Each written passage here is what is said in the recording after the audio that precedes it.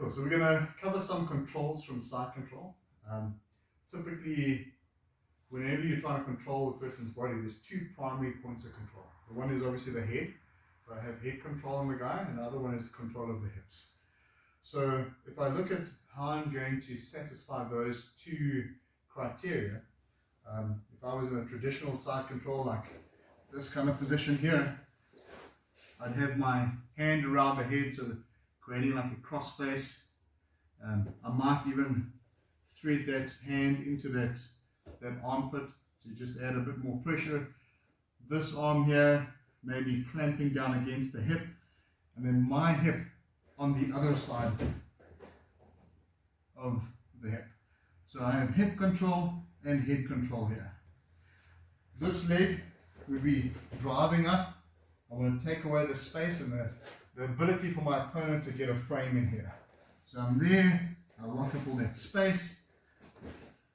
I can also bring this knee up. So it could be a knee and an elbow here. This would be a base that way. So if my opponent tries to go there, I have base. If he goes the other way, well, I'm shutting him down with this by turning his head. So the head's kind of like a steering wheel. It only allows him to go in the direction that it's facing.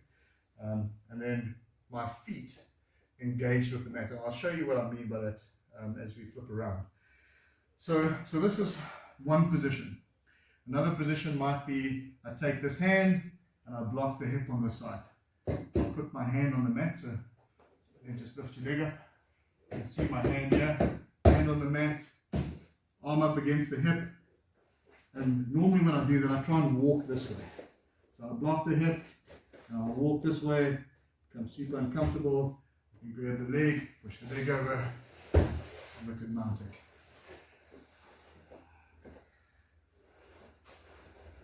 So there's a couple of controls from there.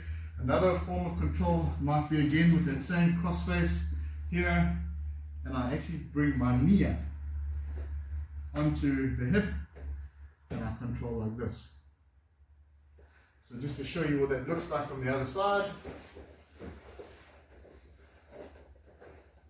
And then like that, so I can still see the camera.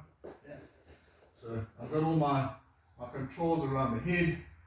This would be me coming up, locking the hip, controlling here. So there's an elbow and knee control on the hip. Another way of controlling the hip, again, like I said, is that hand connected to the mat. I normally like to kind of walk myself this way so it opens him up, puts a lot of pressure into his head and his shoulders.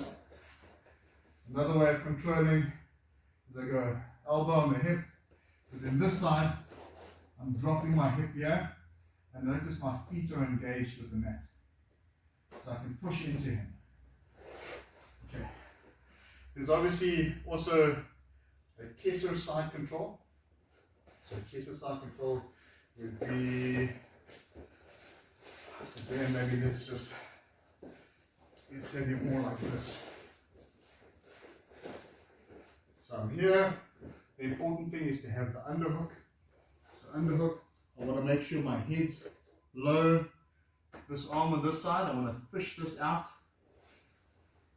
I will drop my hip onto my opponent's hip.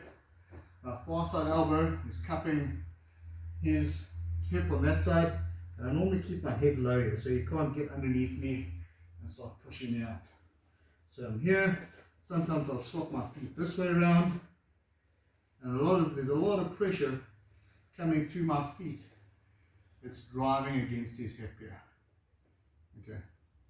From here, I can walk these things up like this and start getting other controls and look for various attacks from there.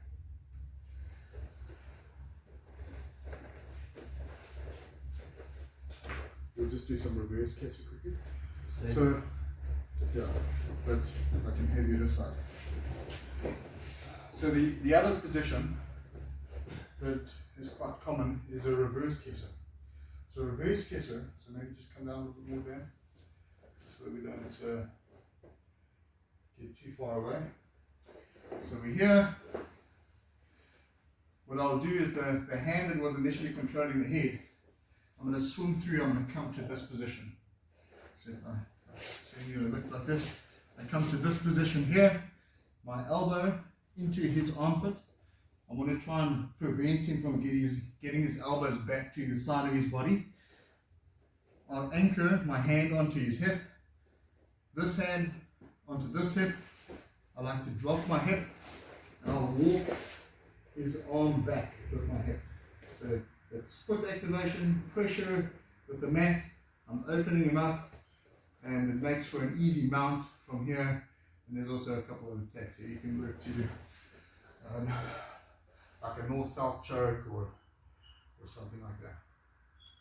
Okay, I'll show that position from a little bit of a different angle. So we flip around, all the way around, okay, to there. So that reverse kisser again, remember, far side elbow into his armpit. I drop my hip, so my hip is actually almost into his armpit at this point. I can hold his belt as well, just to anchor the hand here. This hand controlling the hip, feet engaged with the mat, and I tend to walk him back like this. I'm trying to open up this area. Okay, so it makes it very easy then to transition. Or, oops, sorry. Well, there's various attacks from here as well, especially attacks on the legs.